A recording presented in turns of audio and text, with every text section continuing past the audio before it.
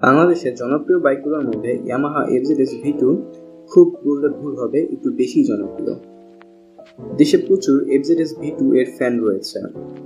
অন্য বাইকের মতন এই বাইকটারও কিছু ভালো এবং কিছু খারাপ দিক রয়েছে। আজকের ভিডিওতে আমি বলবো এই বাইকটা কেন এত বেশি বিক্রি হয়ে থাকে। প্রথমেই বলতে হয় বাইকটার ডিজাইন। সকল বয়সের মানুষের কাছে জনপ্রিয় হয়ে ওঠার পেছনের কারণ হচ্ছে ডিজাইন, আসলে অনেক সুন্দর। দ্বিতীয়ত বাইকের ব্র্যান্ড ভ্যালু। তৃতীয়ত বলতে হয় ইয়ামাহা এর আফটার সেল সার্ভিস। অন্য কোম্পানির থেকে আপনি ভালো পাবেন ইয়ামাহাতে। বাইকটিতে FI ইঞ্জিন ব্যবহার করা হয়েছে, ফলে আপনারা ভালো মাইলেজ পাবেন, প্রতি লিটারে 45+। বাইকটির বিল্ড কোয়ালিটি দাম হিসাবে খুবই ভালো।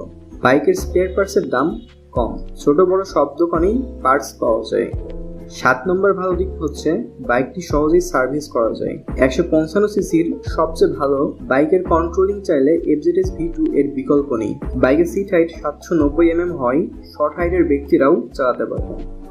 9 নম্বর ভালো দিকটি হচ্ছে বাইকের সিট খুবই আরামদায়ক, ফলে লং ট্যুর দিতে পারবেন। চাকা মোটা হয়, ব্যালেন্সিং ও কর্নারিং ভালো।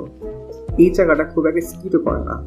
অন্য বাইকের তুলনায় এই বাইকটার রিসেল ভ্যালু মারাত্মক বেশি।